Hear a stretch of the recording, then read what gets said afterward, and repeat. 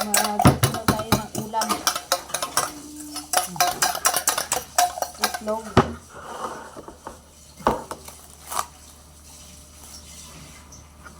Lagyan natin itong ano, pang sahog sa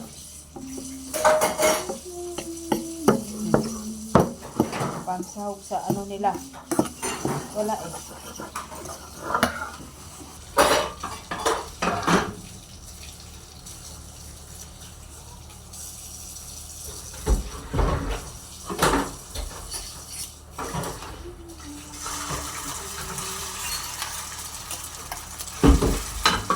Bukod ganyan.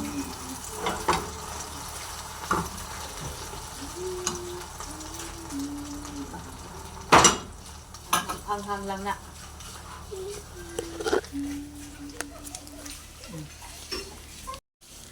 Dato na siya ba?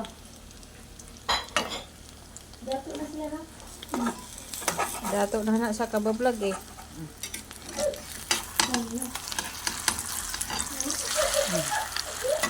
Ulam na. Ang bata na gamay.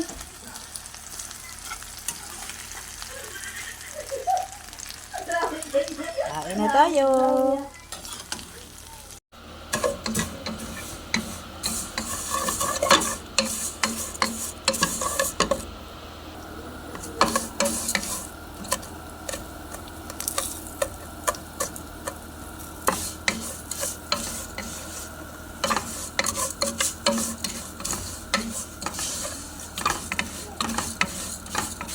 Yan, igisa-gisa lang natin yan mga kalul. Igisa-gisa na medyo magpula-pula hanggang magpula-pula. Yan. Yan, pag pula-pula na, ilalagyan natin itong bigas. Yan, mabango-bango na. So, ilalagay na.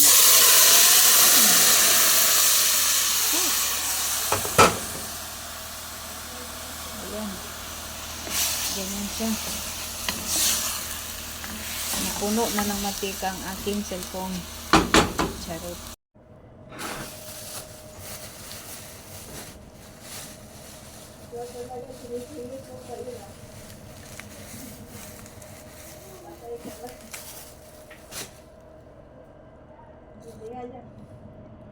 Hinihila nga yung signal eh.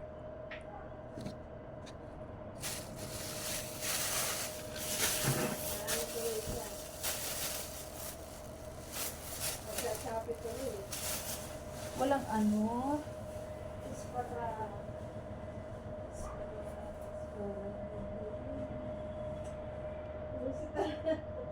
Musika ah. Private na yan. Private na yan ah.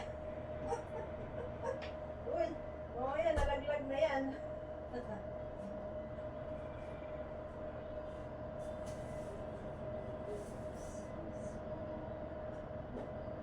Labag ka na.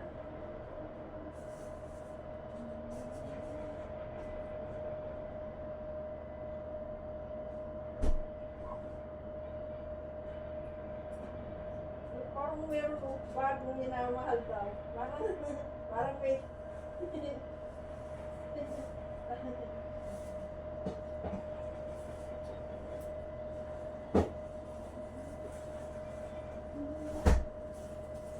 Uy!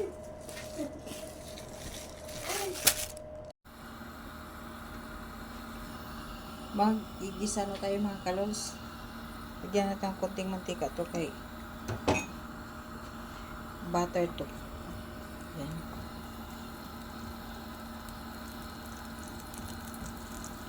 Igigisa natin ang shrimps. Yan. Ayan ang ingredients. Yan. Parsley at saka shabat. Hindi ko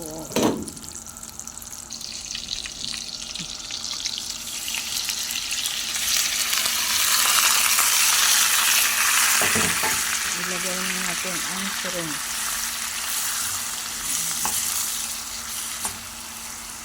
Ganyan lang.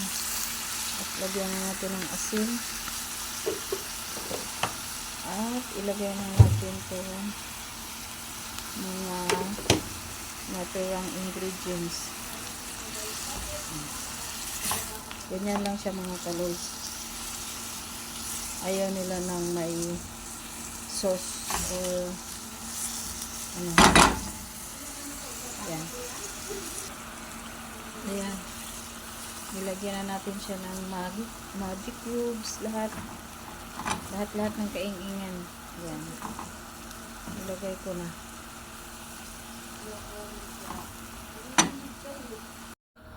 Ayan, dadagdagan natin ng tubig. Ayan.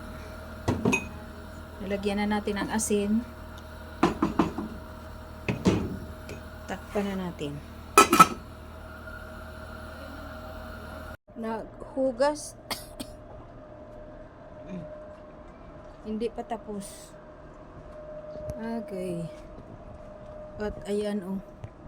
Si Tilma nagluluto ng banana fritter. Banana fritter. Ito ba lang yung pinuko ng saging kaya giminaw ng saging. Og ito ilalagay pa natin sa kiss. Konting saging. At ipasabit doon kay ano.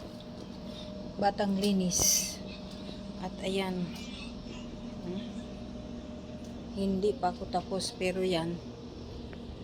Tingnan natin ha. Hindi ko sa inyo napakita kanina ng napakagrabe na naman ang ice dyan. At hindi na masara ang pinto. Ayan. Kaya binuhusan ko ng init na tubig. At ayan, nasara na.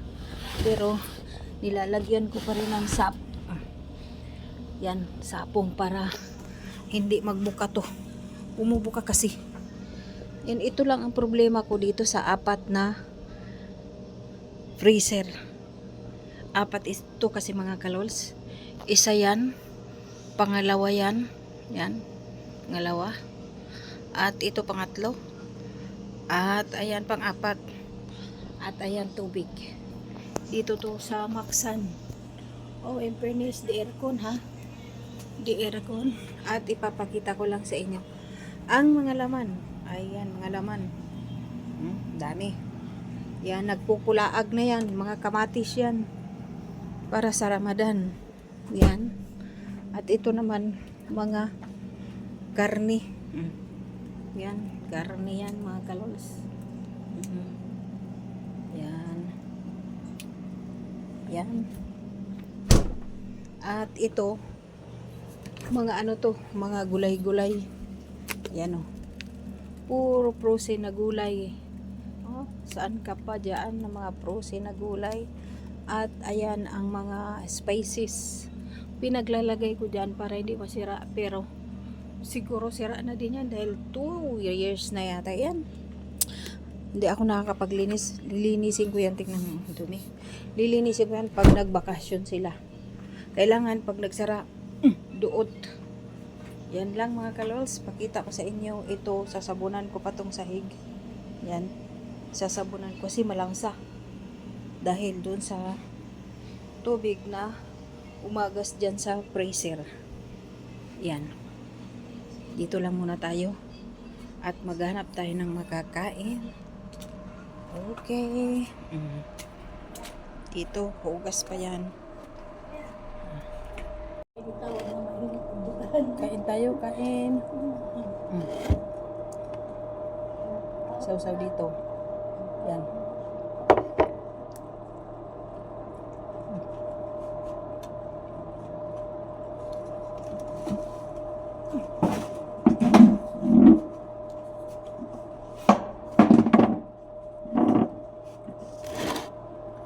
Kain tayo mga kalods. Yan ang ulam. Yan. Nanguha ko ng shrimps.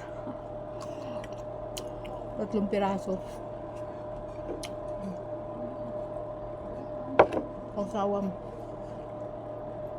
At jardir. May dahon-dahon. Pamukhaon ka nagdahon-dahon dito, buhay ka. Pag di na mukhaon dahon-dahon na, Ito.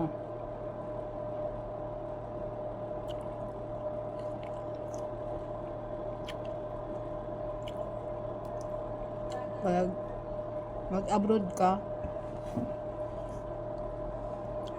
dito mo matutunan yung mga pagkain na hindi mo nakakain sa Pinas.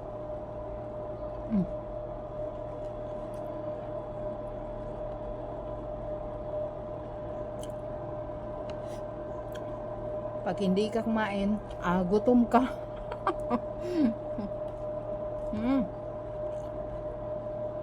Init ako ng shawarma. Sunog na yun. Teka lang.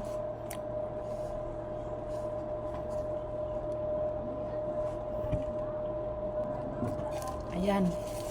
Ito yung shawarma kagabi na tira doon sa sinerve namin. Maliliit lang shawarma dito. May party kasi. Ayan. Ayan.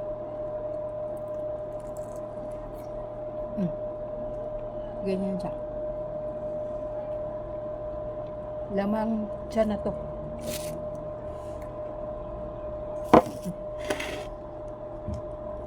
Laman siya na yan mga kalons. Sausaw natin dito. Laman yan.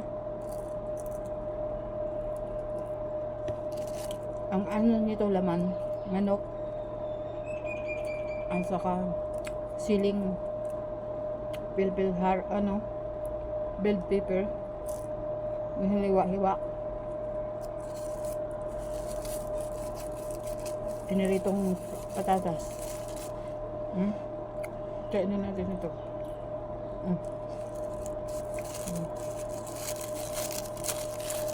Lilit lang siya.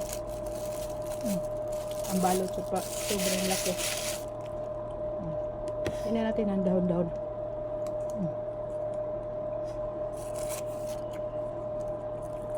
Marunong tayo kumain ng dahon-dahon. Kasi pag hindi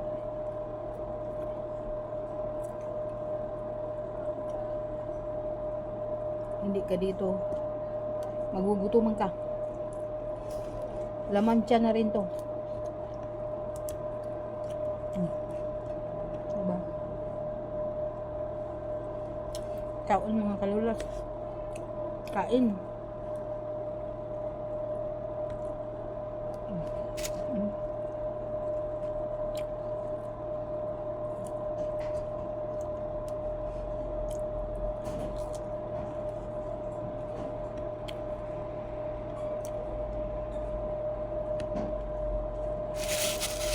Diba?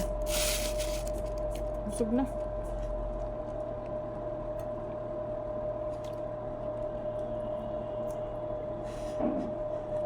Meron pa isa.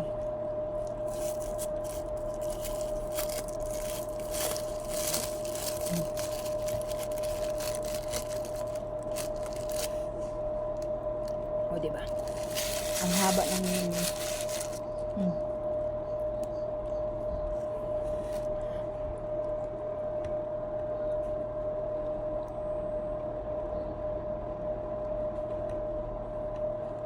lamig.